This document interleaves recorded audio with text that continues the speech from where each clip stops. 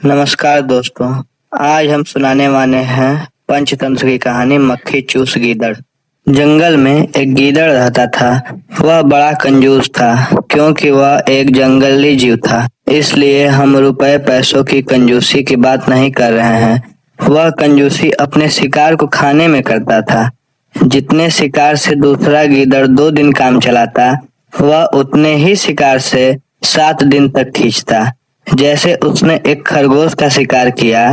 पहले दिन वह एक ही कान खाता, बाकी बचा कर रखता। दूसरे दिन दूसरा कान खाता। ठीक वैसे जैसे कंजूस व्यक्ति पैसा घीस घीस कर खर्च करता है, गीदड़ अपने पेट की कंजूसी करता। इस चक्कर में वह प्रायः भूखा रहता, इसलिए दुर्बल भी बहुत हो गया था। एक बार उसे एक मरा हुआ बरसिंघा हिरण मिला। वह उसे खींचकर अपनी मान में ले गया। उसने पहले हिरण के सींग खाने का फैसला किया ताकि मांस बचा रहे। कई दिन वह बस सींग चबाता रहा।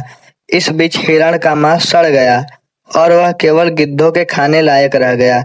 इस प्रकार मक्खी चूस गीदड़ प्रायः हंसी का पात्र बनता है। जब वह बाहर निकलता तो दूसरे जीव उसका मरियल सा शरीर देखते और कहते, वह देखो मक्खी चूस गीदड़ जा रहा है। पर वह परवाह न करता।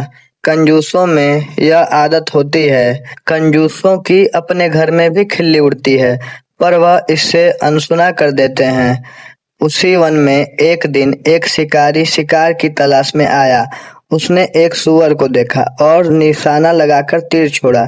तीर जंगली सूअर की कमर को बींधता हुआ शरीर में घुसा। क्रोधित सूअर शिकारी की ओर दौड़ा और उसने खच्च से अपने नुकीले दांत शिकारी के पेट में घोंप दिए। शिकार और शिकारी दोनों मर गए। तभी वहां मक्खी चूस गीदड़ आ निकला। वह खुशी से उछल पड़ा। शिकारी व सूअर के मांस को कम से कम 2 महीने चलाना है। उसने हिसाब लगाया, रोज थोड़ा थोड़ा खाऊंगा, वह बोला। तभी उसकी नजर पास ही पड़े धनुष पर पड़ी। उसने धनुष को सूंघा। धनुष की डोर कोनों पर चमड़ी की पट्टी से लेकर लकड़ी से बंधी थी। उसने सोचा, आज तो इस चमड़ी की पट्टी को खाकर ही काम चलाऊंगा। मांस खर्च नहीं करूंगा, पूरा बचा लूंगा। ऐसा सोचकर वह धनुष का कोना मुंह में डालकर पट्टी काटने लगा। ज्यों ही पट्टी कटी, डोर छूटी और धनुष की लकड़ी पट्ट से सीधी हो गई। धनुष का कोना चटाक से गीदड़ के तालू में लगा और उसे चीरता हुआ उसकी नाक तोड़कर बाहर निकला। मक्खी चूस गीदड़ वहीं मर गया। तो दोस्तों, हमें इस कहानी से यह सीख मिलती है कि अधिक कंजूसी का परिणाम अच्छा नहीं होता। अगर हमारी कहानी पसंद आई हो तो हमारे चैनल को सब्सक्राइब अवश्य करें।